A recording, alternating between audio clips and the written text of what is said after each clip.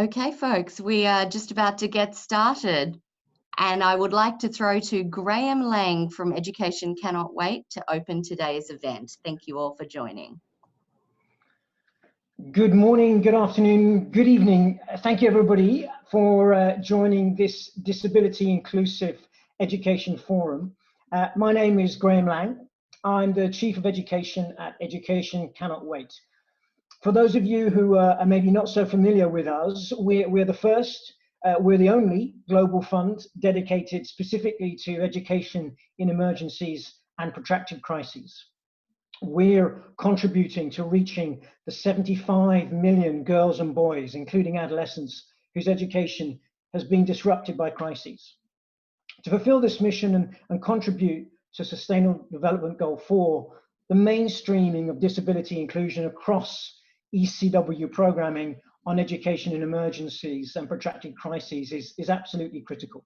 So thank you all of you for joining this critical forum at a moment in history really when conflict, when natural disasters, displacements of populations and the global pandemic are affecting children and adolescents at unprecedented levels. And of course, children and adolescents with disabilities are doubly affected. Before I go too much further, I want to take a moment to thank our co-hosts. Et maintenant, je voudrais remercier les co-hôtes et co-organisateurs de en poder hacer hoy posible no solo esto, pero también and outcome focused. Going to start with the government of Norway. Unfortunately, the Minister Ulstein cannot join us today, but we want to thank them particularly for the hosting of the Global Disability Summit in 2022. Taking over the baton from the UK. And I think possibly now, if we're ready, would be we have a video message, as I understand, from the Minister, which maybe we'd like to show now, if that's possible.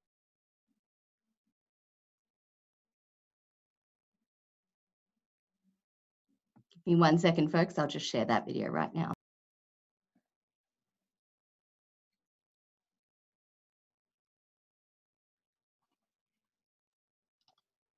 This important event on education for children and youth with disabilities.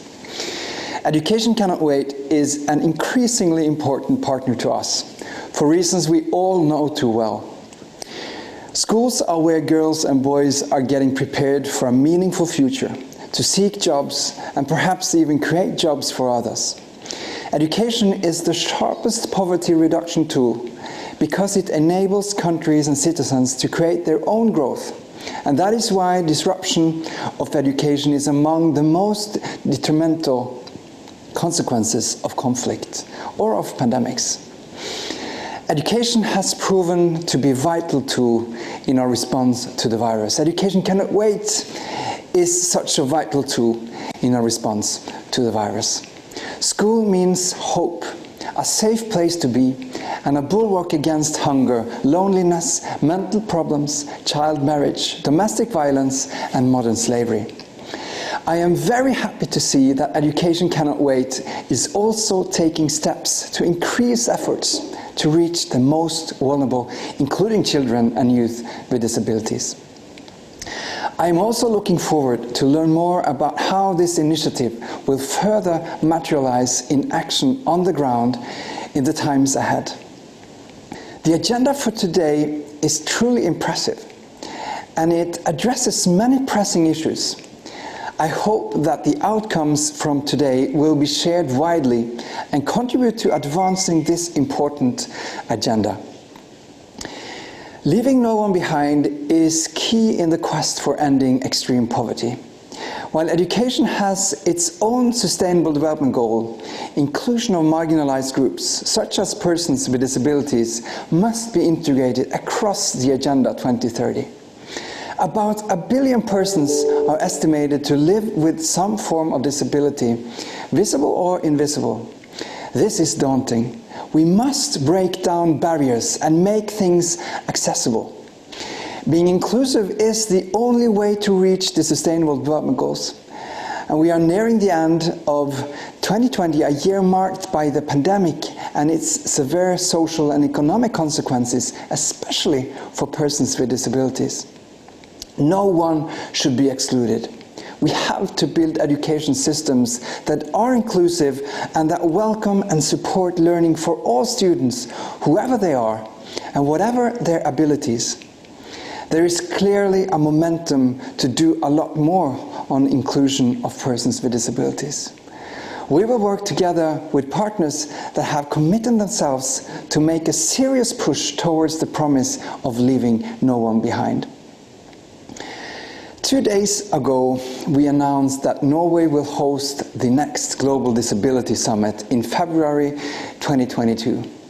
We did this at the Civil Society Forum during the conference of the states parties to the UN Convention on the Rights of Persons with Disabilities. We are proud, really proud, to be partnering with International Disability Alliance as our co-host for this important event. Our hope is that the summit will help accelerate disability inclusive work, and we want to ensure that political focus is not veering away from commitments that have been made to improve the human rights situation for persons with disabilities, including the right to education. We need commitments and true efforts if we are to ensure an inclusive development and inclusive future. I therefore appreciate and welcome this initiative from Education Cannot Wait and look forward to cooperating with ECW and its partners in the busy year we have ahead of us before the event's taking place. Thank you, and I wish you all a great forum today. Thank you very much, Minister Ulstein. And just to reiterate our thanks to the Government of Norway for your support to Education Cannot Wait. I just want to continue with thanking our co-hosts and co-organisers, the International Disability Alliance, the Global Campaign for Education, the Special Olympics, the International Disability and Development Consortium, and of course, the Interagency Network for Education in Emergencies. I also want to take a moment to thank the technical advisors who include Light for the World, the Commonwealth Children and Youth with Disabilities Network, Jesuit Relief Services, the Global Campaign for Education US, CBM, and finally Include Me Too. ECW is delighted to work alongside all of these organizations to ensure the rights and services for children and young people with disabilities, especially in conflict and crisis. Now, before we go too much further, I have a few words on housekeeping. So I'm going to hand over to Madge. If you can just walk us through that, Madge, and then hand back to me. Thank you.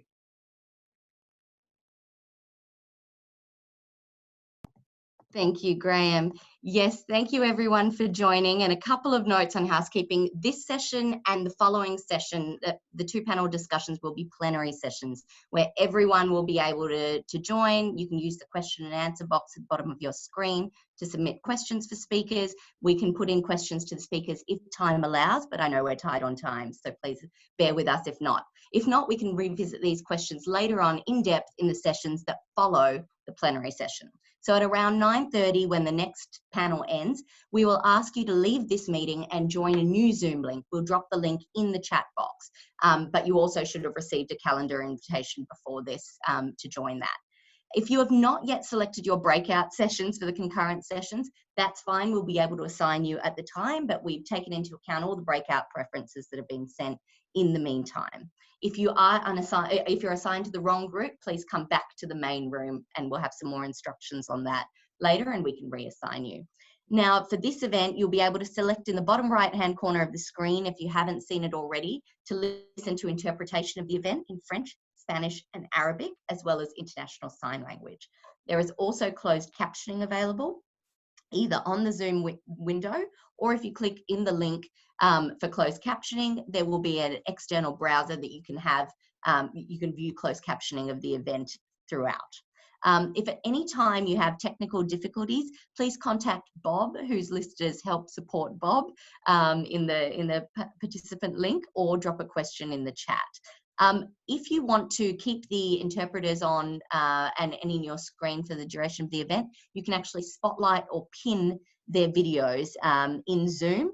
you can actually click on the interpreter's name, you click on the 3 dots next to it, and you can click spotlight or pin video, and that will show alongside all of the other things that are shown during the event. Those are just a few minor matters. If you have any further questions, please do write in the question and answer box. Thank you all. Thank you very much, Madge. Now, before I go on to introduce the panelists, just a few words on why this issue is, and this forum is so important for Education Cannot Wait. As we know, the Sustainable Development Goal 4 specifically references reaching all girls and boys, including adolescents, and leaving no one behind. And I think Minister Ulstein articulated that very well. If we're to reach this goal, we need to start with those left furthest behind. At ECW, we believe that children and adolescents with disabilities who are impacted by forced displacements, by natural disasters, climate change, and of course this year COVID-19, are those left furthest behind. They're often invisible in terms of the provision of education services. So in 2021, ECW is really stepping up its efforts on disability inclusive education. We'll increasingly focus our efforts to ensure that our investments support the design and implementation of inclusive interventions to provide girls and boys and adolescents with disability and with disability inclusive education opportunities to which they have the right. Today is the start of that journey, and we're an excellent company with a long road ahead of us towards the 2022 Global Disability Summit to get things right. I'm really hoping that today's discussions will steer us in the right direction. And now over to introduce the panelists. So the moderator for today's panel is Laila Atchan. She's a UNICEF Protection and Mental Health Specialist. We have Eddie Ndopu, who's a UN SDG advocate and will be the first disabled person in space. We have Mr. Alozuma Maiga Idris. He's an IDA board member and president of the African Disability Forum. And finally, we have Isabella Maldonado, who's the Vice Minister for Education from Ecuador. So Laila, if you're here, I'm going to hand over to you to moderate the panel. Thank you.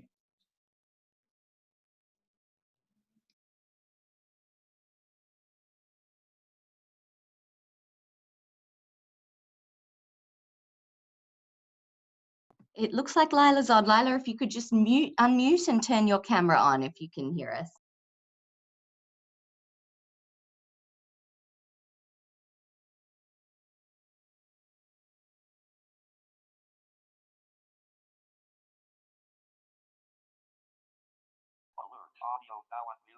Hi, can you hear me? Yes, we can, Laila. Are you able to turn your video on as well so we can see you? Yes, yes. If the internet gets poor, I will put it off. But for now, I'll put it on. We understand. You're sure. Can you see me now? Yeah. Yes, we can. Thank you. Hi, everybody.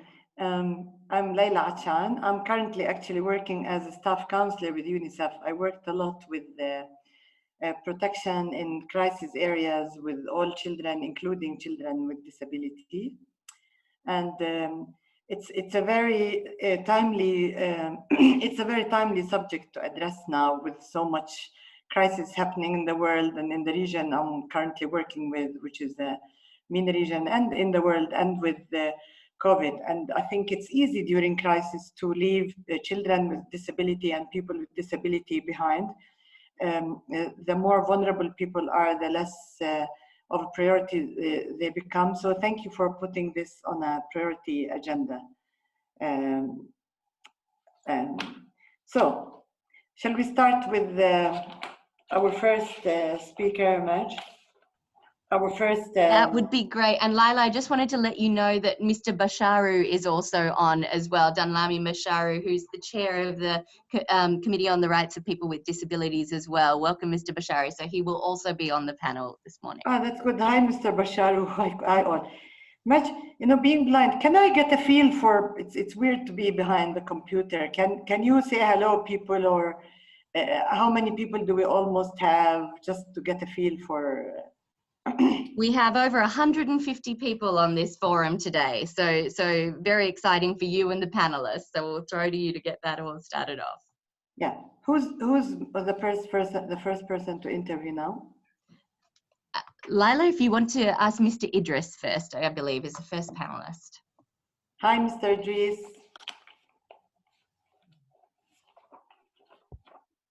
Bonjour. Bonjour. Hello.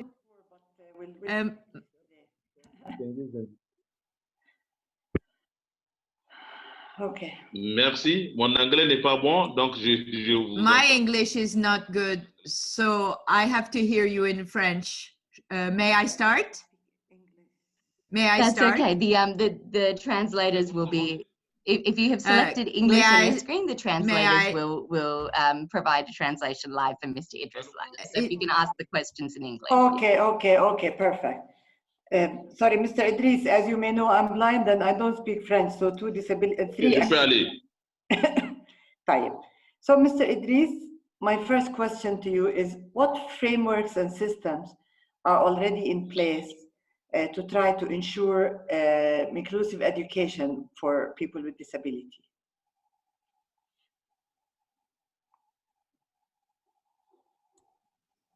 Merci beaucoup. Thank you very much.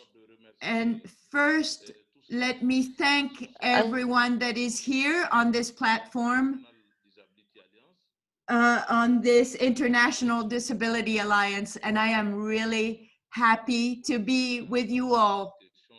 And to answer your question, the framework that's already in place, according to the OMS, and World Health Organization, there is more than 10% of the population, world population, lives with a handicap. And so the percentage here of handicapped that go to school is 42.5%, which means that we really need to pay attention to access to education to handicapped children. The access with an integrated approach is really important to us. It's one of the major topics in Africa. And we are already confronted to lacks in education, quality education in general. And education is recognized as Article 24 as the best option you can offer to someone to improve the conditions of someone. And it allows all the children, enables all the children to learn together in the same government, even though there may be lacks in the government and in the country. The education is a right. As a right, it is written in the Human Rights Table. For handicapped people, this right has to be repeated and reinserted. In the Salaman Declaration, the strategy has to be to create a sustainable development of this right of education, and it has to be of quality for these, and it has to be taken into account to make quality education. In the IDA World Report is more specific on the details of what is needed. What we need to remember for us is that one kid in our neighborhood should have the same opportunities to go to the same best school as his friends in the same neighborhood. This is what I wanted to say. Thank you.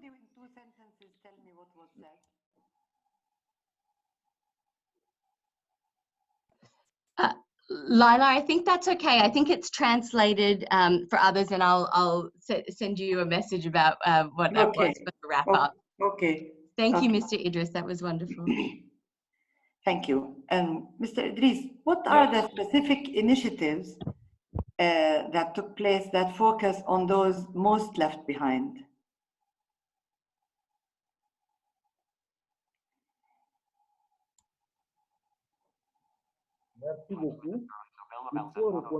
Thank you very much. They must have the right to have the sound is strange. I cannot hear Mr. Idris the way I used to.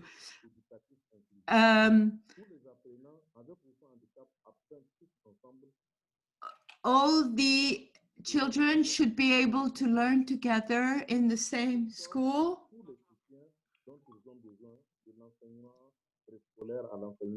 They need to have scholarity from the beginning of the education, from the time they start school, and go to the same school as all the other children. It is very difficult to hear him. Some strange reason the sound Mr. is Idris, faded. could you get a little closer to the computer perhaps, or turn up your sound?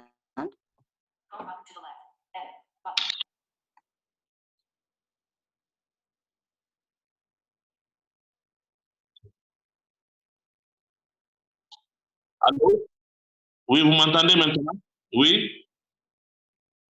Oui. Yeah, oui. you're clear now. Je You're clear now, m'excuse. Mr. Idris. Donc, je disais, en tant que IDA, nous So I was saying, as IDA, we need to examine all the schools to offer a proper structure so that there is no separation within all the children from the same neighborhood.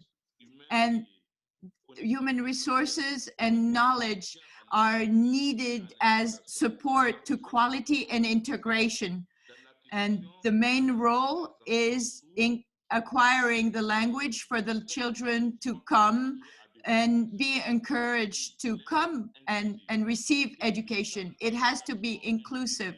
A real inclusive education needs an approach that is multi-sectorial from governments. And can I remove the video so that it's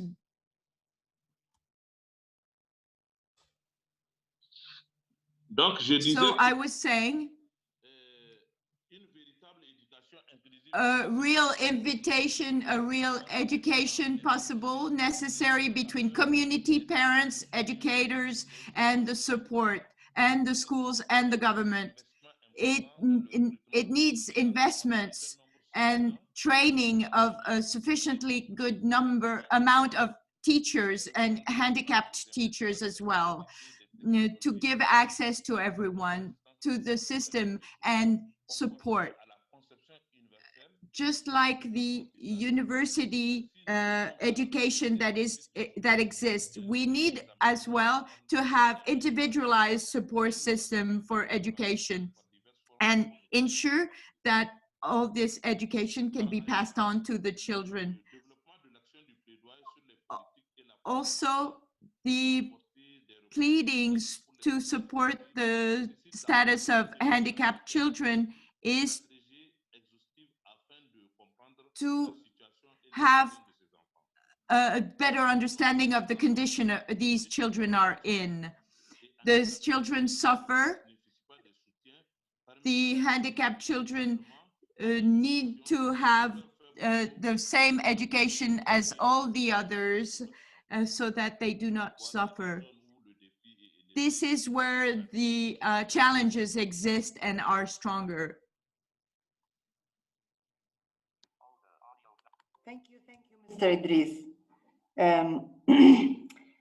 Shall we move to the next speaker?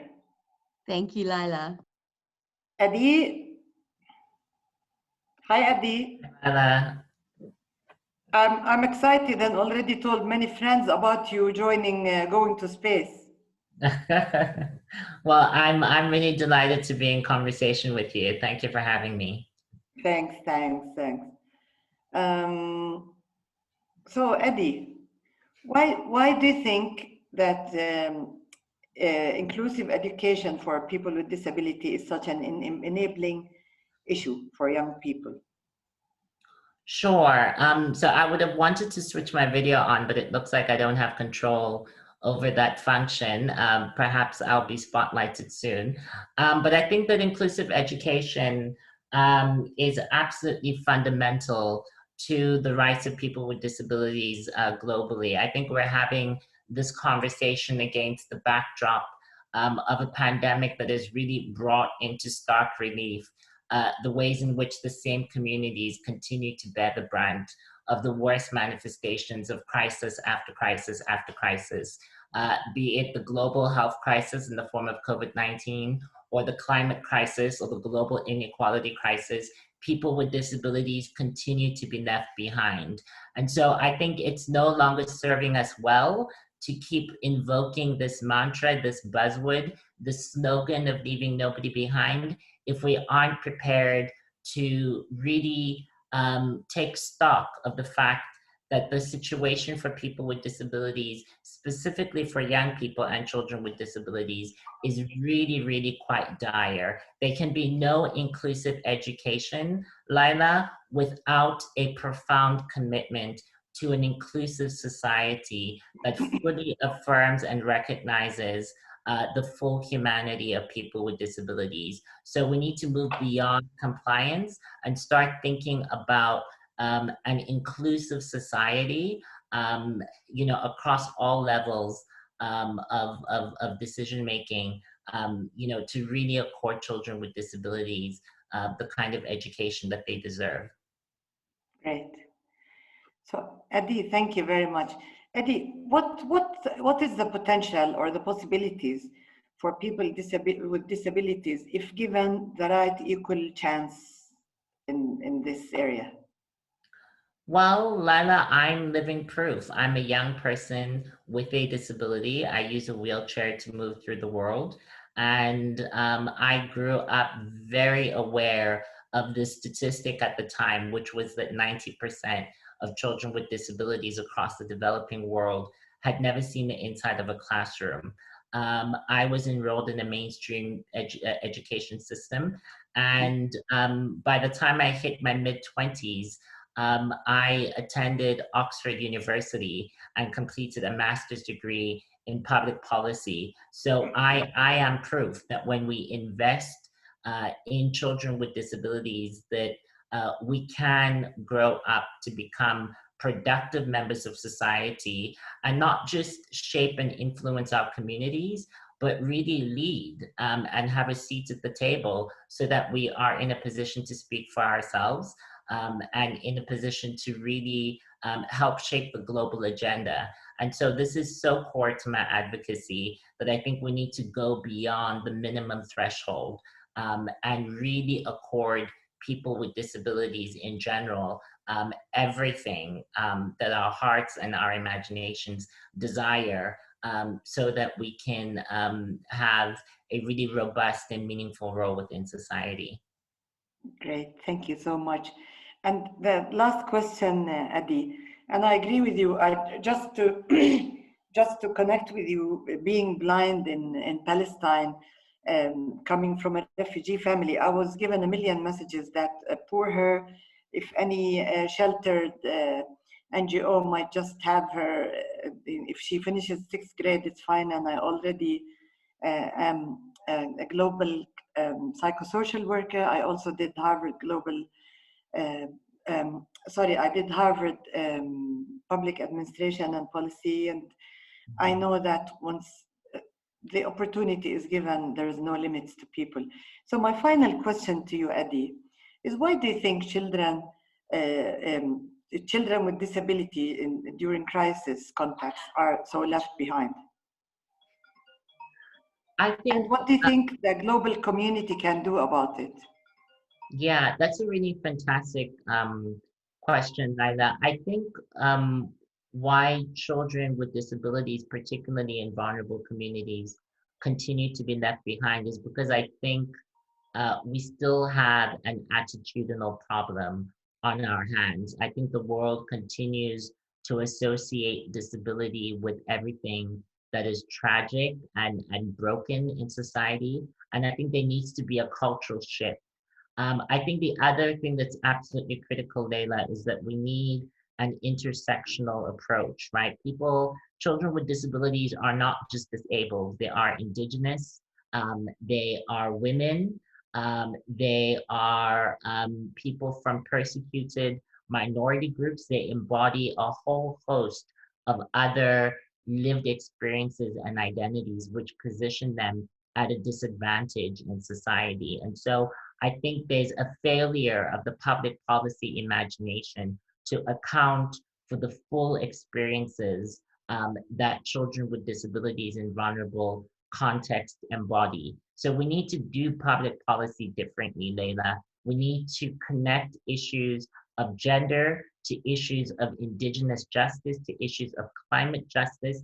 And we need to think about all of these issues in a really integrated and holistic manner if we are going to affirm the humanity and the lived experiences of children with disabilities in these contexts. And so there's been a profound failure of public policy. There's been a profound failure that this is not a question of misfortune. I think we often think that children in vulnerable contexts are just unlucky and it's unfortunate.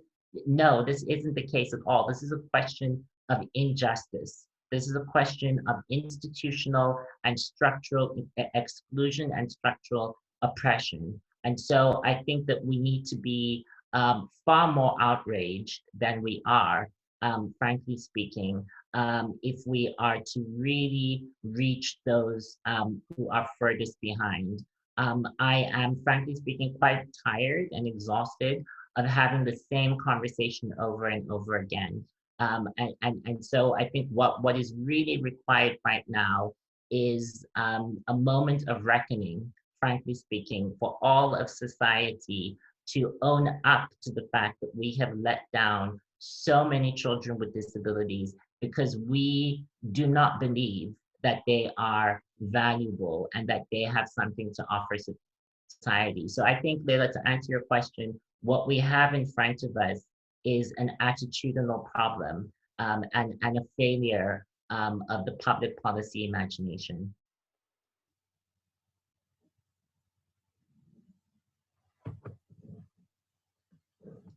Leila, you might be on mute.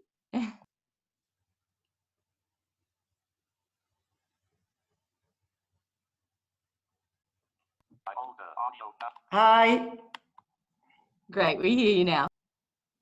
I like your smile of worry, is she going to make it technologically or not? And you're right.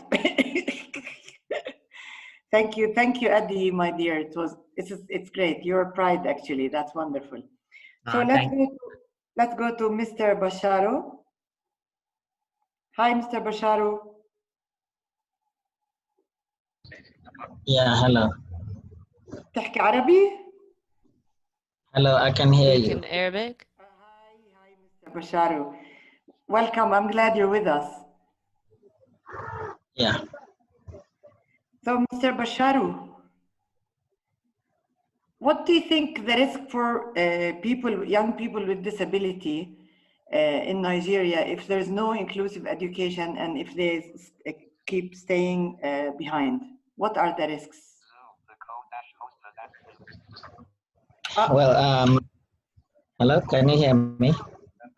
Hello. Yes, we can. We can't see your video, Mr. Bashari, but we can hear you. Hold on. Alia, come on, put my video. I'm glad to know that others struggle with technology like I do. Come on, put the Alia. If you'd like to continue, Mr. Basharu, and that's fine. We can hear you well if you want to continue. Okay, thank you. Sorry, please, could you just repeat the question again, please? So being from Nigeria, what do you think the risks are if there is no advance on the issue of inclusive education and if young people with disability are left behind? Well, yeah, thank you. That's a good question. Children with disabilities, of course, we know are usually left behind in most things here in this country. So I mean, the risks are very dire, really, because in the area of accessibility, for instance, children cannot go to school because the facilities are not there. The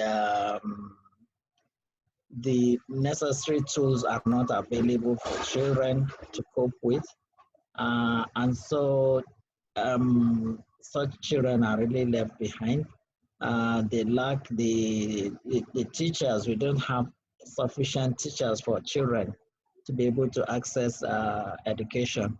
And then when it comes to this COVID-19 issue, most of what is being done now with education is online teaching, which is very difficult for children with disabilities, particularly blind children.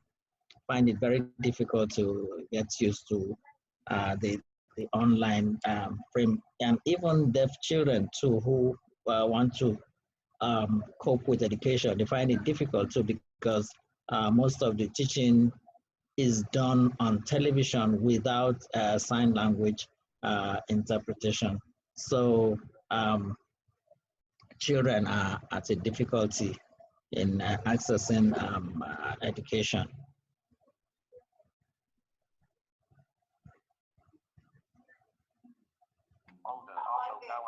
Mr. Basharu? Yeah. Thank you very much. And I have another question for you. Are you aware of any initiatives that were successful in this area?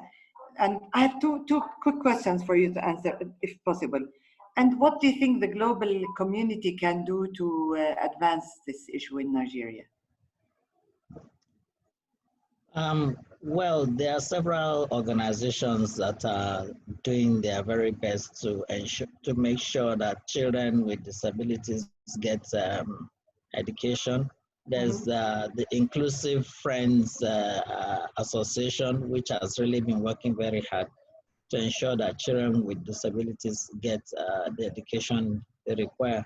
But I think we need to work collaboratively globally so that we can make sure that children with disabilities get the education they require. We need to, as it is, this cooperation, international cooperation is very important if we are really going to make children have access to education of any kind here in Nigeria. Government itself is doing a certain amount, putting in some money, but we would actually prefer that the money goes towards the training of teachers, because teachers are really the most significant significant element in the education of children with disabilities. And if there are not enough teachers, then of course, children will not have the education they require. Thank you.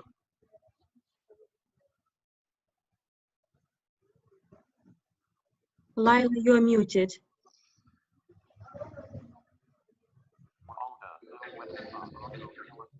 Now I'm unmuted. Yes, we can hear you. Mr. Bashar, thank you very much. We indeed need to work on all levels in each country, and we need the global interconnection indeed to advance the issue of inclusive education and not leave children and young people behind. Thank you. Yes. Marge? Yes, I think we can go to Vice Minister Maldonado next. Hi, Mr. Maldonado. Hello, Laila. Good morning. Good afternoon. I'm sorry. Hello. Hi. Hi. And Minister, if you could put your video on as well, that would be great. It doesn't let me. It says, okay, right now they're letting me. Thank you. Are we okay to go? Yes, all good. Thank you, Laila. Ms. Maldonado, welcome to this panel. And my first question is, why is disability inclusive education a priority for Ecuador? And as a part of your leadership of the UN? Thank you, Laila, for the question. Yes, for us as Ecuador, the Ministry of Education, it has been throughout the years a big priority to include all children, all vulnerable children, including children with disabilities. It has been an ongoing, and it's interesting to see the transformation that we've had in education, in inclusive education in Ecuador, and it's thanks to the big policies that have been created in Ecuador, starting from our constitution. We have our law, that Ley Orgánica de Educación Intercultural, which is the law which the Ministry of Education responds to. And in all these spaces, in all these public policy documents, we reinforce the importance of inclusive education, of leaving no children behind, and when we talk about vulnerable children, we talk about children with disabilities, children with special needs, children, women, and children with that have mobility issues, that come from other countries, looking for safety and looking for a safe space. So we have created this big policies that we as the Ministry of Education respond to, and have let us create a small public policy that reinforces these issues, allowing access to all of the children with vulnerabilities, not only access, but also ensuring their learning possibilities by having, for example, companies having tutors.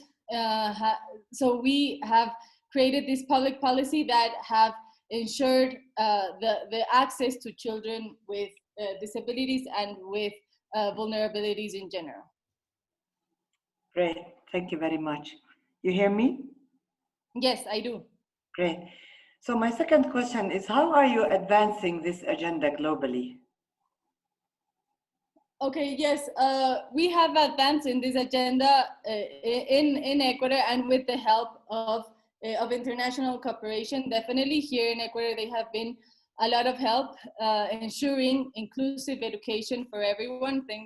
We have had great help from Education Cannot Wait. We have Education Cannot Wait. We have a program going on since 2019, which also we have other cooperators that are helping us with these issues, like UNICEF, UNESCO, ACNUR, have helped us a lot in these inclusive issues. And yes, like I talked before, the political policy that we have created in Ecuador have helped us assure the inclusive education of everyone here.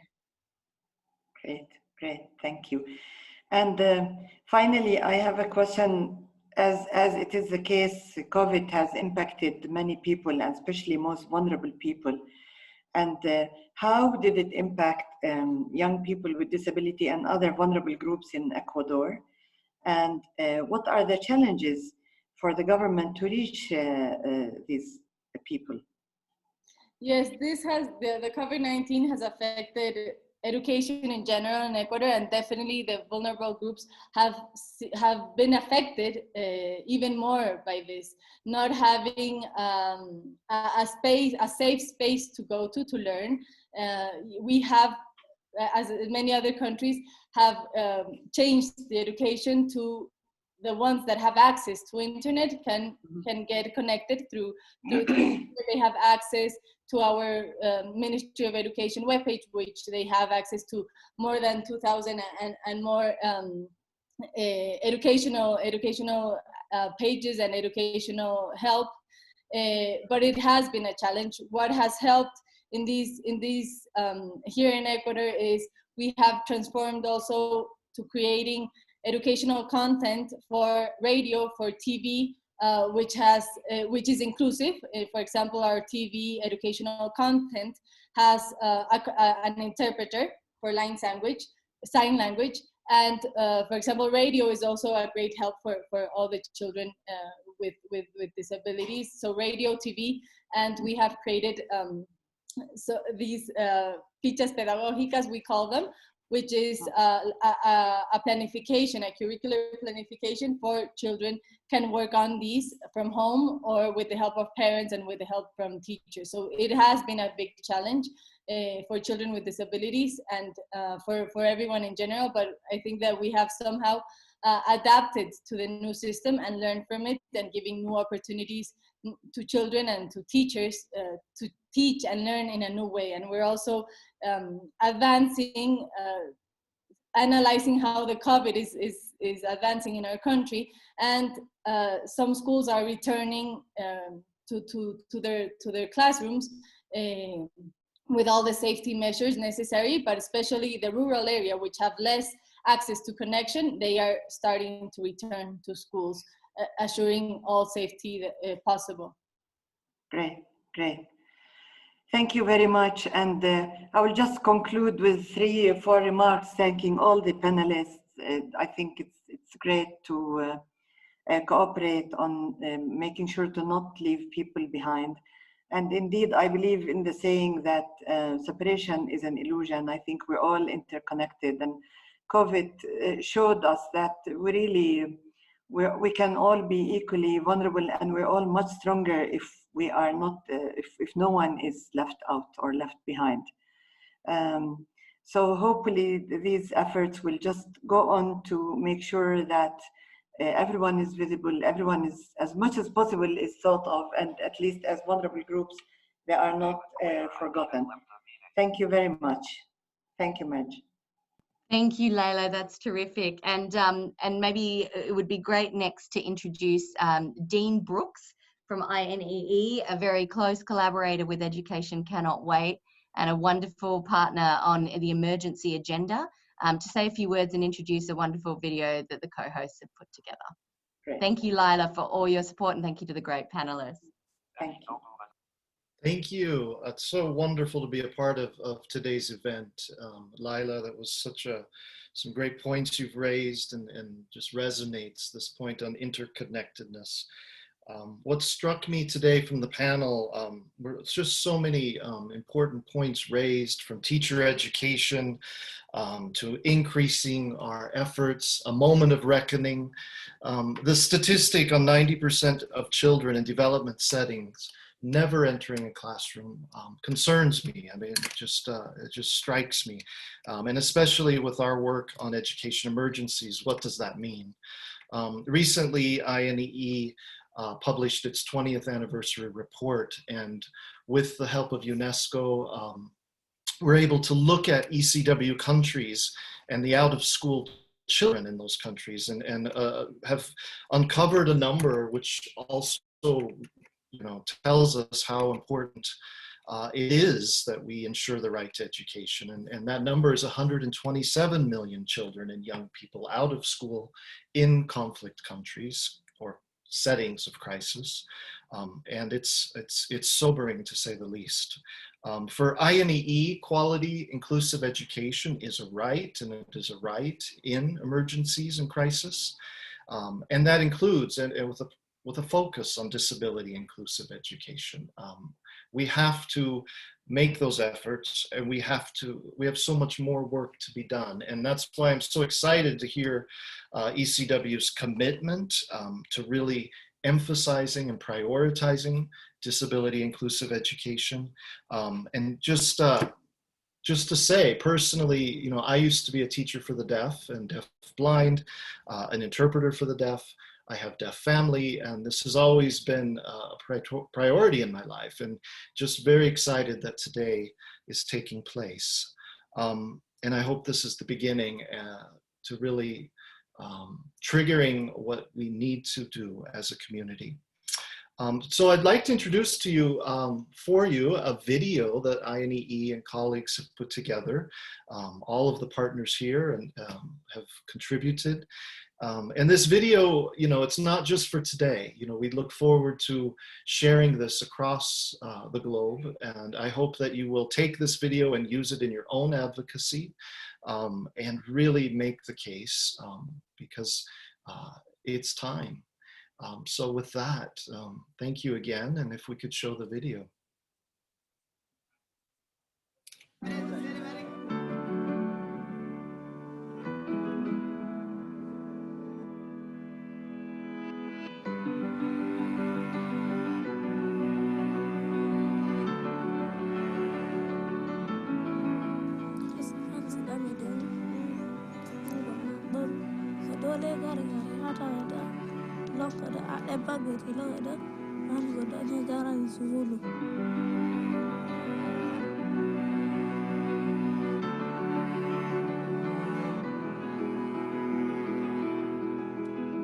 Even me, as a teacher, as a person with disabilities, it is very hard for me to access some of these rooms.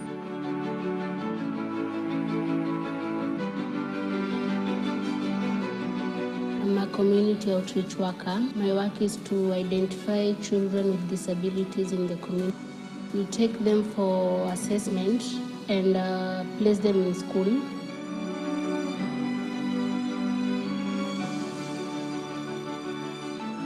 We form support groups of the parents where we sit together and have monthly meetings and discuss challenges they face, and we come up with solutions.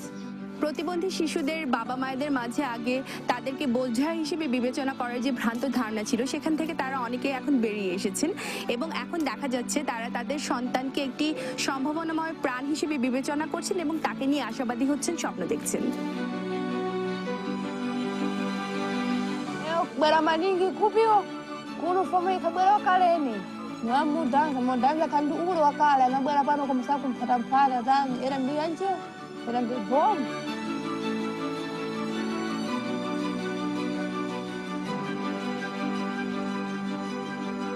ওরা তাদের শিক্ষক হয়, তা doctor হয়, তা engineer হয়, তা postman হয়, বোর্ড ডিলার হয়, সেই জন্য পড়ালেখা করতে হয়।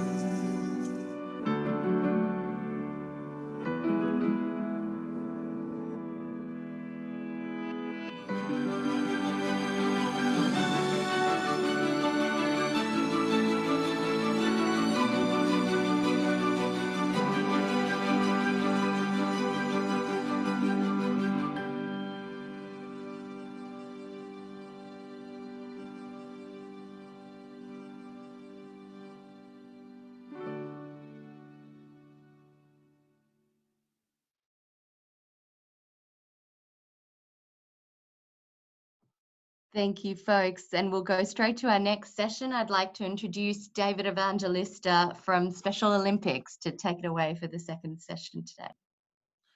Thank you very much, Madge, and a big greeting to everybody. Thank you so much for taking time out to join this very important summit. I want to thank first and foremost our colleagues at Education Cannot Wait, all of our partner organizations, all of our co-hosts. We're thrilled. The movement of Special Olympics is thrilled to be part of this summit, and we find it very timely. I'm also proud to be part of this forum as a continued celebration of the International Day of Persons with Disabilities in the world of Special Olympics. And so many of us, it's a day to celebrate actually all ability. And I think there could be no better way to bring to the forefront the urgency of ensuring increased access to education for children of all abilities than around this time, and with a day that's given such prominence and with such significance. What brings us here today is very much echoing Eddie's original comments. And I'd like to compliment Eddie and all of the panelists of the previous session for having brought home these important points. This is indeed a conversation that is not new. I think what's needed now is not new content, but new urgency. I think all of us have an opportunity through this forum and through the follow-up to recommit ourselves to becoming even more ambitious in our quest to ensure that children of all abilities are given the same equal access to education. And in many ways, the future of our world depends on it. The panelists that we have today are sportsmen and sportswomen. They're self-advocates, they're leaders in their field. I think, again, the panel led by Lila, thank you very much, brought to the forefront the idea that students of all abilities are indeed the pioneers and the leaders of tomorrow. And so it is incumbent upon us to take their content and to take their vision and make it a reality. Part of that vision comes from people with great experience as individuals with disabilities in the world of Special Olympics, individuals with intellectual disabilities that have gone through the education process. And they're here to offer their experience and their thoughts, not only on what has happened and what is happening, but what needs to happen in an effort for us to realize the potential of the next generation. And so it brings me great pleasure to introduce our first panelist, a friend, an athlete of Special Olympics, Olimpiadas Especiales Venezuela, Alejandra Perez. Alejandra, I trust we have you. Great, very good. I see you here on camera. Thank you very much for joining us. Hi, David. It's a pleasure for me to be here. I'm very excited. Thank you very much. Excellent.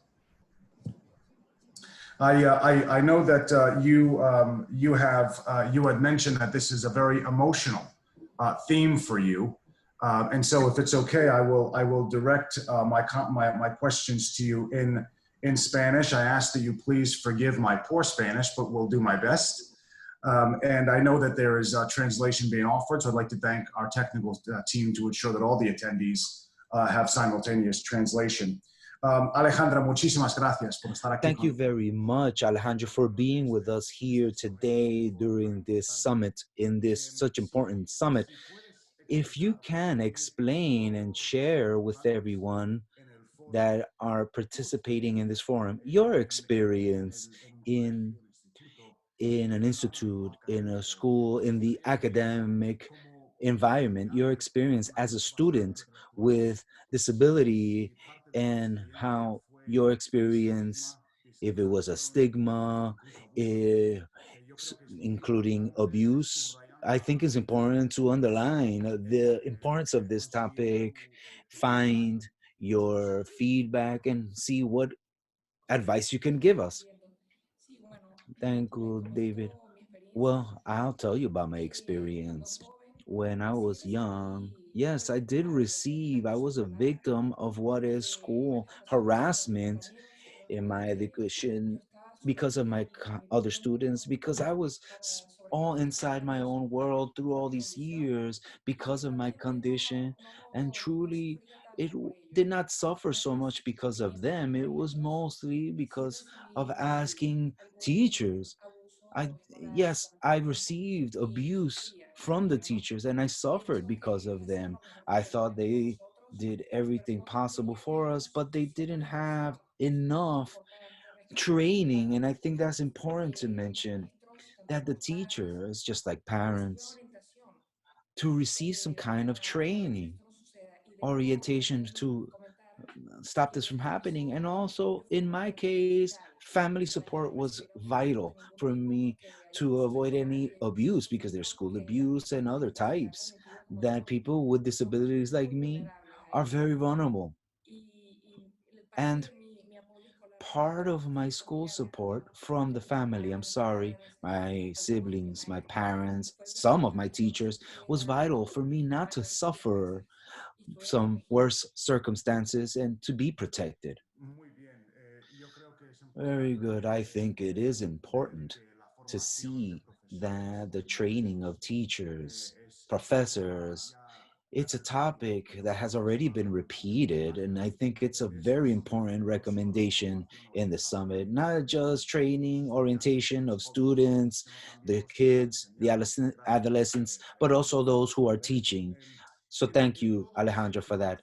And in all these types of trainings that the world, the community, the educational community have to bring to the schools and institutions, which would be the role that sports can play. Sports in the sense, not necessarily like elite sport playing, but just sport like the Special Olympics, or from grassroots in the most cases, developmental sport, that kind of promotion. What kind of role can sports play in training? And what type of role can a movement like Special Olympics play, in your opinion? Well, David, it's an excellent question, given that it has changed our lives. An organization like Special Olympics, that many, together with sports, gives us a how do I say, like a shelter, a great shelter for everyone. And I talk about all our athletes, not just for me, but all of us. We know that we feel the same way. It's a shelter because there we were able to acquire tools, as you said, doing sports, and there are tools of respecting the authority, tools in instruction, tools in leadership, and instruments to really, get and move and win, and knowing that sometimes you lose and win, and have that sportsmanship and the values. The values are, there is no end to how many values, but the most important thing I would say, one of the most important, is the right to be included in society, in the progression of a society, being included in being able to progress, push forward, have a job at a company.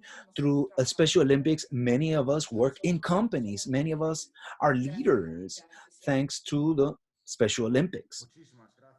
Thank you so much. I agree with that many in this forum today are in agreement as well with what you say, in that sport is a tool that can serve many things. Alejandro, in this forum right now, while we're talking about this online, we have leaders of many different sectors. We have had the honor to receive advice from Vice Minister of Education of Ecuador. We have been receiving advice from Eddie and Laila and many people and other leaders and others during this session and the following. Since we have so many leaders in the world, in the UN and governments, in NGOs, etc., you have an opportunity at this moment to send a roll call to action. What would be if we all have to leave this forum with a certain recommendation from Alejandro Perez, one point of advice to build a better future for students and the youth with disabilities, any disability, anywhere in the world, regarding education, in your words, in your voice, what would it be? Well, I would say the advice that I can give is unity between people with disabilities and people with no disabilities, an alliance for the future, because we have a lot to offer. There's so many of us, and once you polish us with caress, with tenderness, as it should be, we are jewels, gems, treasures to be discovered. And we have a lot to offer and a lot to learn from people without disabilities. So our unity is the strength. Thank you so much. I am very happy having spoken with you. Alejandro, you're not just part of our current project, but you're also a great part of our future. And thank you so much. I hope to keep you here in the transmission and continue with this session. Thank you so much for the family of the school Special Olympics. It was a pleasure to receive your feedback and your experience and your recommendations. It's a pleasure for me also to mention on this session that Special Olympics, with all of our partners, we have collaborated quite a bit with Inclusion International, a great stakeholder and a tremendous organization helping to bring inclusive education to so many across the world, even in emergency settings. I'd like to make special mention of Federica Settimi, who has been a great partner in organizing this. But it brings me a great pleasure to introduce Salma Etabak, a self-advocate patching in from Egypt. Salma, we are thrilled to have you.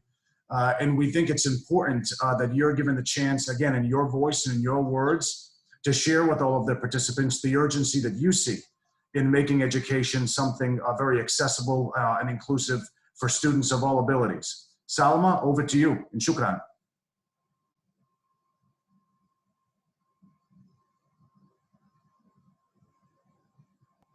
Salma, we'll just need you to unmute.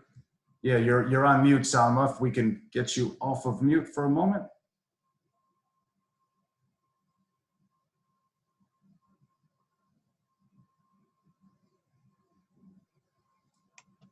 Echo. Perfect. Salma, we can hear you.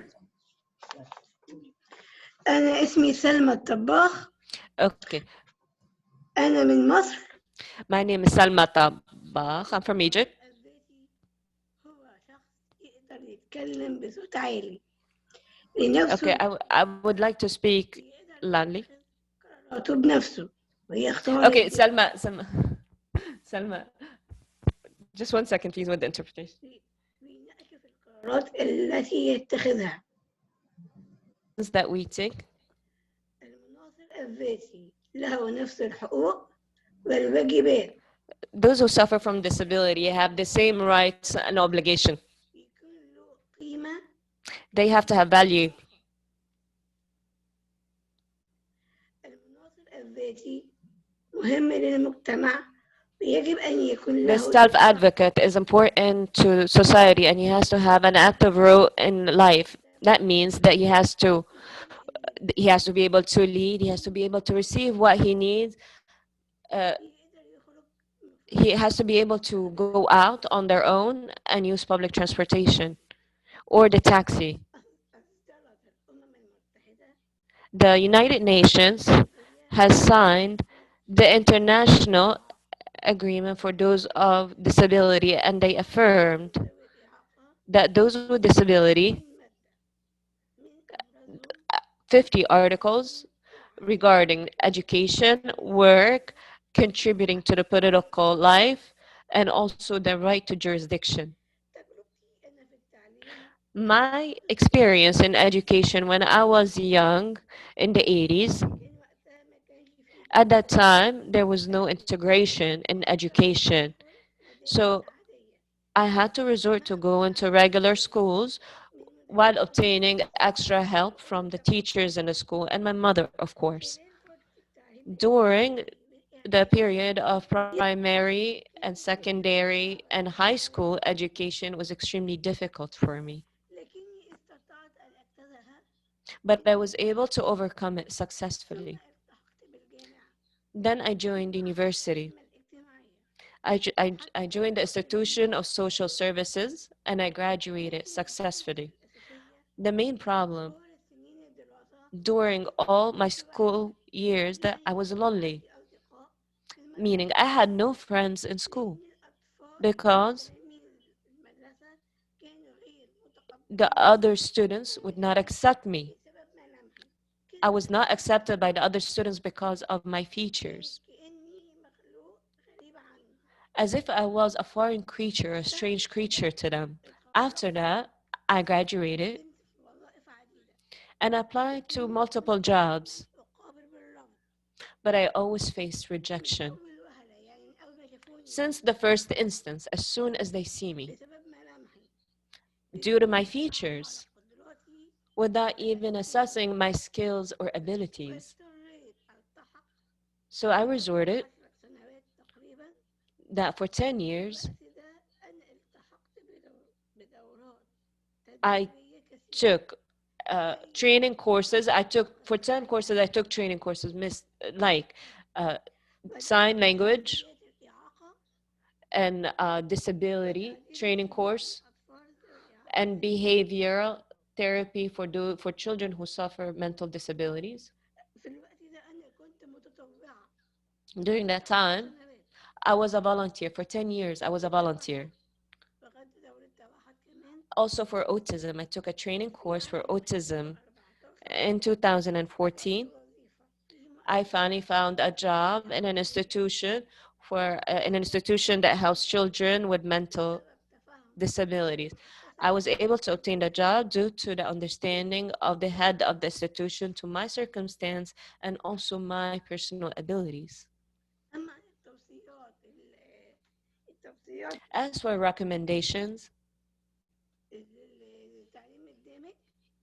for integration and education, one, awareness campaign, a general awareness campaign in society for children who don't suffer disability and their parents, for them to accept those who suffer of disability in the schools, especially to the parents, because they always reject the presence of their children with other children who have suffered disability. They object on the integration of children with disability with their children.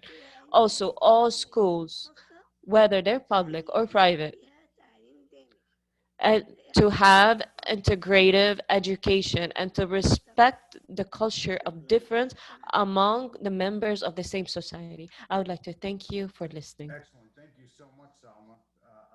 I'm very grateful. Shukran. Very, very nice to see you, and thank you for taking the time on. I know this is late in the afternoon for you. I want to share quickly with you, Salma, that your self-advocacy is, I'm sure, for many of us inspiring. We're very grateful that you're willing to join us and share this feedback, but most importantly, that you do it with such conviction. So muchas gracias, shukran. Thank you very, very much. It is a pleasure as we continue on with the session. I'd like to turn the forum over to a great champion of inclusion worldwide. Certainly a very committed parent, someone who has become a deep friend to this entire community, not only for students with intellectual disabilities and children of all abilities, but really to the international cooperation that is so needed now more than ever, as some of our earlier panelists had mentioned. COVID has really pronounced the deep gap that exists in accessing education and so many other services for people with different abilities.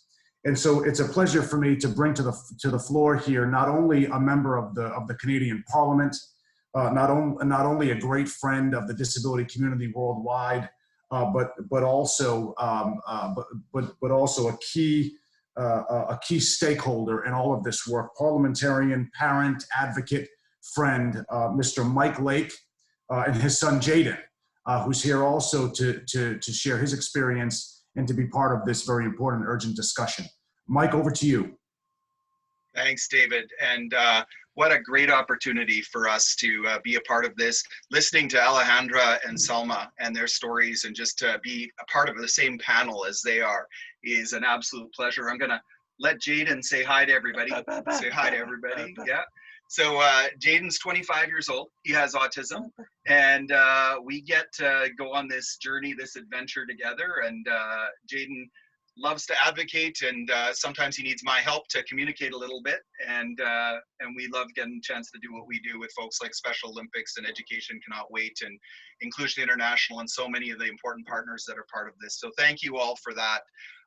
One of my favorite quotes is from John Wooden, and he said, you can't live a perfect day without doing something for someone who will never be able to repay you. And when I think about what we're doing today, that is critically important. There are tens of millions of people around the world that are not in school, and they need to be in school. Not only do they need to be in school for themselves and their own personal growth, they need to be in school because as a world, we're better off when they're contributing their skills and abilities and reaching their potential. And so that's what this day is about. And I can tell you, Eddie, as I listen to you and that frustration that you have and that impatience that you have, I share that impatience. I share that frustration.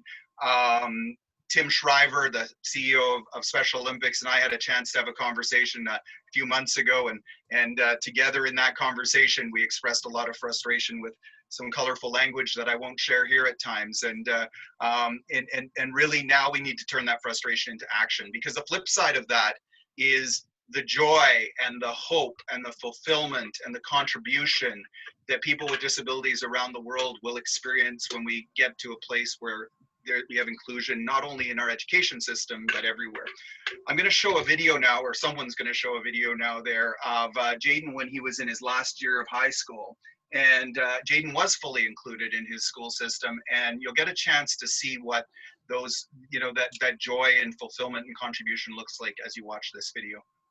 Thank you.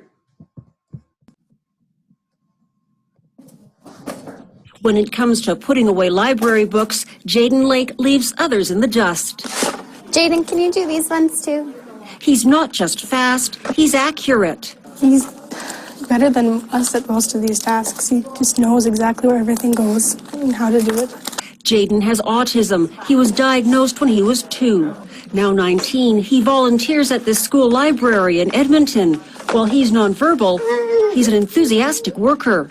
You like working in the library, Jaden? Jaden also catalogs and labels and works with computers. He could work in an office or a bank or, you know, anywhere where there is numbers and organization. He's excited to work. He's excited to keep working. Jaden's father is Edmonton MP Mike Lake. He wants employers to give adults with autism a chance. He wouldn't be able to do a job interview.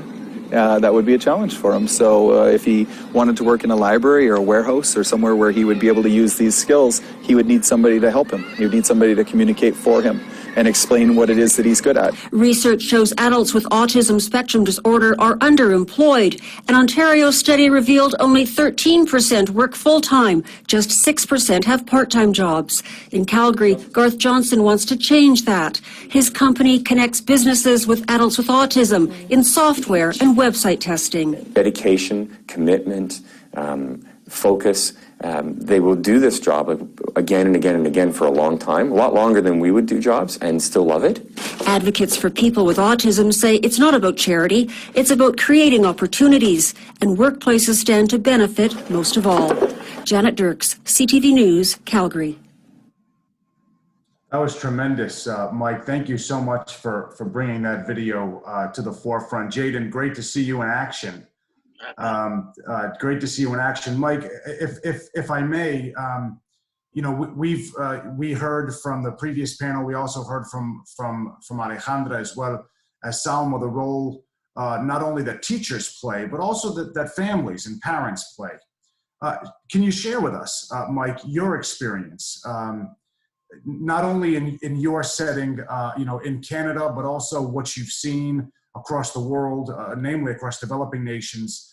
The role of family and what you see the future being and what we need to do to get there. Yeah, you know, I think about that all the time. How do we take what, you know, what we see in a video like that, where Jaden, you know, clearly is in a place that's been really supportive of him. How do we take that and translate that to different circumstances around the world? But let me explain, kind of to answer your question, what led up to that, right? Because I think when we look at that, you've got to look at, you know, first of all, Jaden being diagnosed with autism, and you know, over years in North America, in parts of the world, Western Europe, over years we had to deal with stigma. And we've gotten to a place where the stigma is not the same as it used to be. So I would say that that's the first thing that we need to deal with, is having a proper identification of challenges that people have. Neurodevelopmental explanation, because that gives support to families. When families understand what's going on, it's much easier to deal with it within the family. But then as we address the stigma issues, we can deal with it across society. And so this is a challenge that we're seizing around the world, is to deal with stigma first. Then Jaden got into a school environment that was incredibly supportive. And so he had a full-time aide. When we were putting him in that school, we thought we were doing it for Jaden. But in the end, when you talk to the students that graduated with Jaden, some of the students that you saw in that video, they would say that their life is immeasurably better because they were in school with Jaden. And so that is incredibly important. You know, and I can't hammer home enough about this fact that this isn't just about the people with disabilities.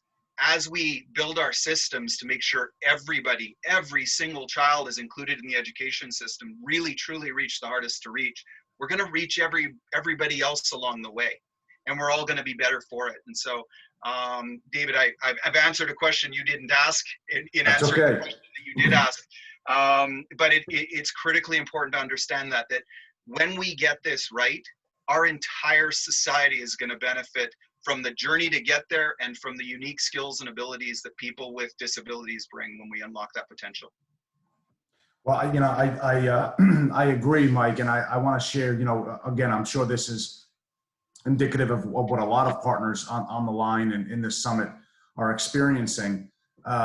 So much of what we see through in-school inclusive programming benefits the wider school actually more than the students with quote unquote different abilities.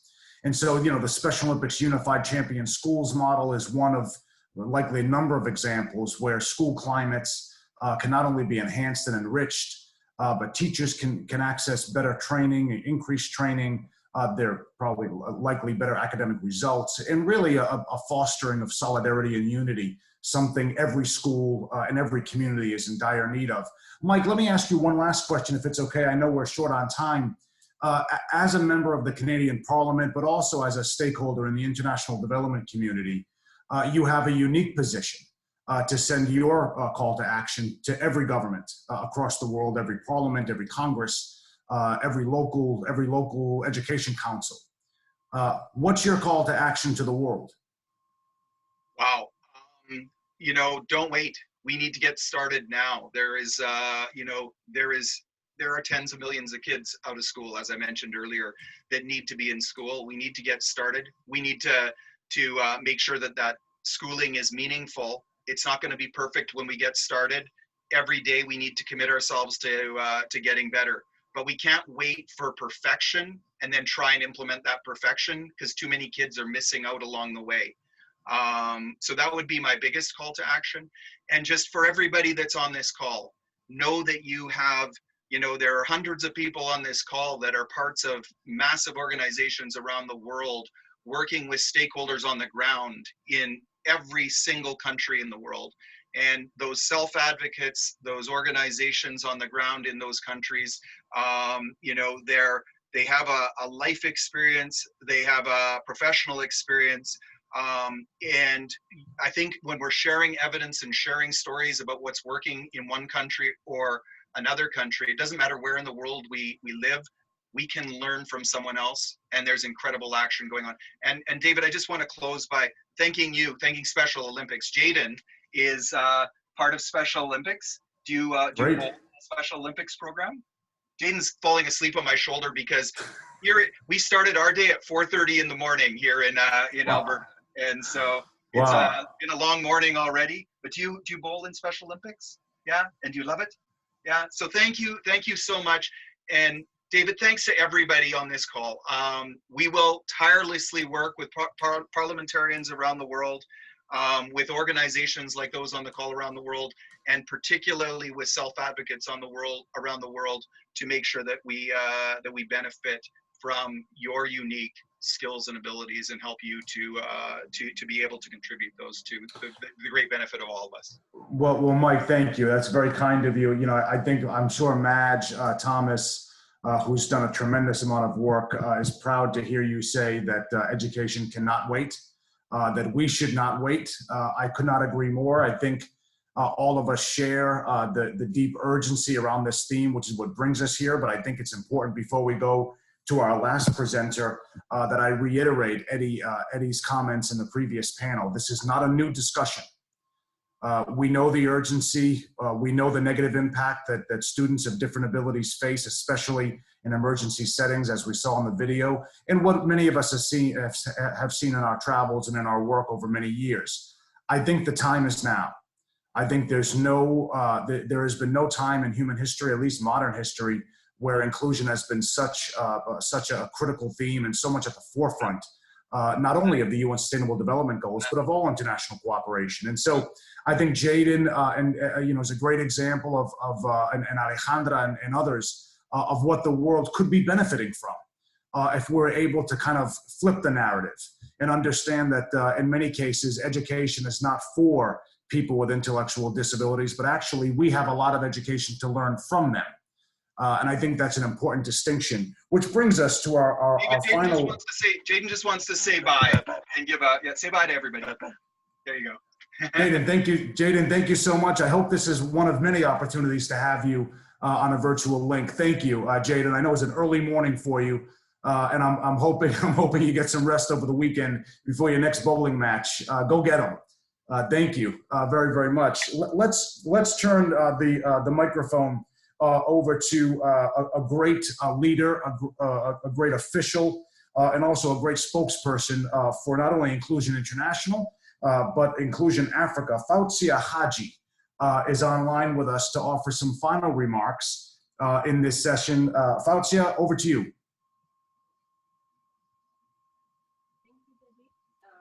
I can't hear you, but I can see you. All right. Okay, my mic goes far. Can you hear me now? I can hear you clearly. I can see you clearly, and I'm grateful. That's very good and great. Thank you, David. And in fact, I'm really, really delighted to be here today and to speak and share some of the experiences with the people who are on call. Before I proceed, I think I would like really to thank the panelists. Thank you, Laila, first and foremost, for letting the conversation move on. It was really a good conversation, and Dean, you made a good summary of issues that came up. The video is really good, and most importantly, the role of family was very clear in the first video. Salma, Alejandra, they all spoke it all, what they went through, you know. The video of Jaden, I hope I pronounce very well, tells us a lot. And I can't agree more with Mike. Joy, hope, fulfillment, and contribution. These are, you know, they are very key. In fact, there is a lot of potential that need to be unlocked from the people with disability, and more importantly, people with intellectual disability. Yes, we need to get started. We don't need to wait. I like this call for action. And I believe by the end of our discussion today, we may be able to have further conversation and see how we can move forward. A message from Salma to parents. I think this is something very good.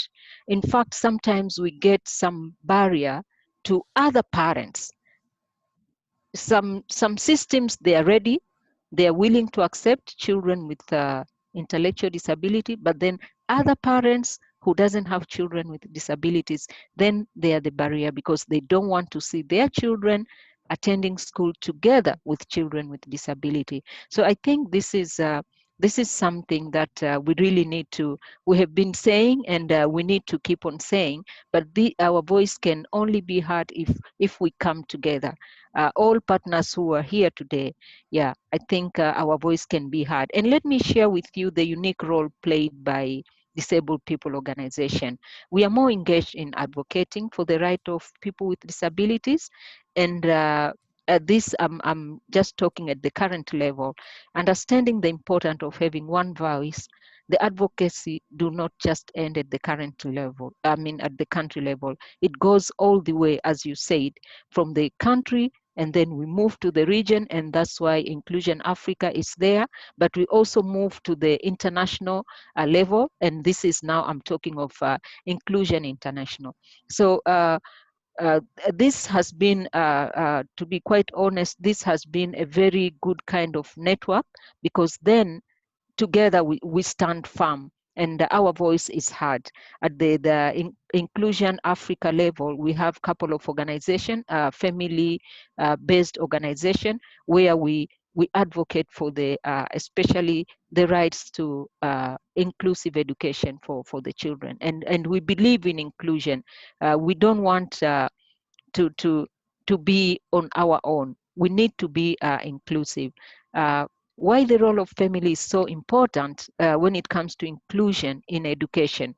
Yeah, unlike most articles, CRPD implementation of Article 24, which is now on education, is largely dependent on the role of family, who together with self-advocates are the heart of Inclusion International members. And from the video, we have seen even, I really like Mike and Jaden, the way I see them. That one, it really shows the role of family and how important the family is in ensuring the right of their children. And when we are talking of family, it's just not just like dad and mom, but we are looking at it in its holistic, siblings, in-laws, all those, grandma, all those, they are part of family. Yeah, so the preamble of UN Convention on the Rights of Persons with Disabilities confirm that the state parties are convinced that family members should receive the assistance to contribute towards the full and equal enjoyment of rights of persons with disabilities. And during the first day of COSP interactive discussion, we heard from Inclusion International President Sue Swenson, and she said during the pandemic, we have learned again that government cannot respond to ordinary difficulty or universal crisis without relying on families. And families, including, as I have said, parents, spouse, and all that, are often last best hope when government program fails. It makes sense, therefore, that families should have the tools that they need to understand the CRPD and the human rights of their disabled family members. If we are able to do that, then we are sure at least we have a good champion in this movement. Otherwise, if we don't provide tools to the families, and for the context of Inclusion Africa, you are looking at a parent, a family member who is maybe in the rural area, who are not even aware of some of these like articles, who doesn't have tools. So if we don't empower them, if we don't provide appropriate tools, then our effort will be maybe concentrated in just in the urban settings, while we have people all over, including the rural setting, not just the urban. And you know how poverty has been linked to the poverty of family, have been linked to the disability of the children. So these are the things that we really need to have it in mind and see the best way we are doing. Being a leader, I belong to a family member organization called Zanzibar Association of Persons with Developmental Disabilities, and also this is part of the regional DPO is Inclusion Africa. I can say that on behalf of Inclusion International, this year has been an incredible, difficult year everywhere. And I cannot say more. We all know what has happened to COVID. The video was talking about at the time of crisis, and now we are talking of COVID could be one of the examples. Yeah, so we need to have option that we can provide for aged children with disabilities. During pandemic, these things were not accessible. Essential formal support service either stopped being available or were reduced in country in response to COVID.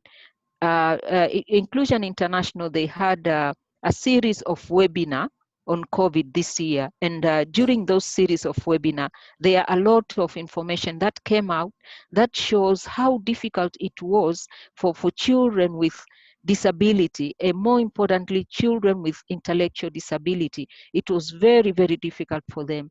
Even the country that they have been providing online classes, but for them it was like a nightmare. It wasn't an easy one. So this therefore calls for an urgent need to develop a pandemic response which is inclusive of all persons with disabilities. And we need all partners involved to learn from meaningfully involved and consult with people with disabilities, their families, and their representative groups in building short and longer term pandemic recovery strategy, and to empower them to participate in policy making and emergency response planning. This approach is not just valid during this moment of emergency, and I'm talking of COVID, but should be a systematic action that goes beyond the emergency. Now more than ever, we cannot wait anymore. We cannot accept any compromise, and need to push strong for systematic changes designed to ensure the full inclusion of all people with disabilities in education. To do that, we need all as stakeholders to recognize the role of organizations of persons with disabilities and their families. In fact, for our effort to be meaningfully, we need to recognize the role and devise ways of collaboration, since we all work by targeting the same targeted group. And I want to reiterate the words that said, like, we cannot wait, we have to do it, in fact, not now, we have to do it day before yesterday. And I quite agree this call to action. And I want to thank everybody who have been in this call.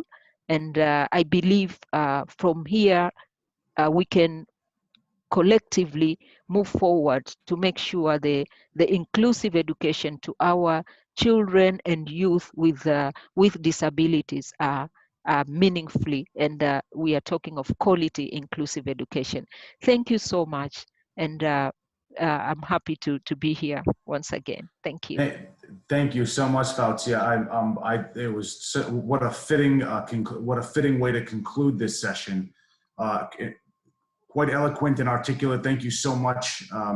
The way in which you were able to capture so much of what has been said in final remarks. I want to thank you. I want to thank Inclusion International and Inclusion Africa for agreeing to be part of this forum. I want to also extend a very big thanks to my colleague, Sean Ferguson, Vice President of Government Relations at Special Olympics International, who has been very much really a powerful asset in all of this work behind the scenes. So I know Sean can hear me. Thank you there. And I want to thank Madge Thomas, the Education Cannot Wait team, all of the co-hosts that have made this discussion possible. Special Olympics is honored to be part of such a global and such a talented team. We're very happy to have the voice of our athletes represented, as so many other voices. But I think the most important voice is the one that is unified. The future of making this vision a reality will require resources. It will require investment in real political will. It is our hope that Special Olympics, along with all of the partners here in this call and others, can join together to push the global education community to truly invest in the education outcomes and futures of students of different abilities. We stand fully committed in doing that. We look forward to a 2021. We look forward to a post-COVID setting. And we ask that everyone on this call not only remain safe, remain healthy, but also share in the upcoming holiday season. So with that, I know we're going into concurrent sessions. I thank all of the participants and honor to be your moderator today. And Madge Thomas, I hand it over to you. Thank you, David, for your incredible partnership. We love working with Special Olympics and all of the co-hosts for today. This concludes the plenary session, but can I just leave it on the note of saying, let's be impatient, let's be unified, and let's keep hearing from these incredible self-advocates and other speakers that we have today. Let this be the start of a journey for us to take this agenda forward together. And on that note, Victoria has shared a couple of times in the chat, there is a link to the concurrent sessions that will come next. I would ask that everyone take a 10-minute break, and if we can start those at 9:50. I know we're running a little bit behind time, but we have a little bit of wiggle room built in. So you will have to leave this session, follow the link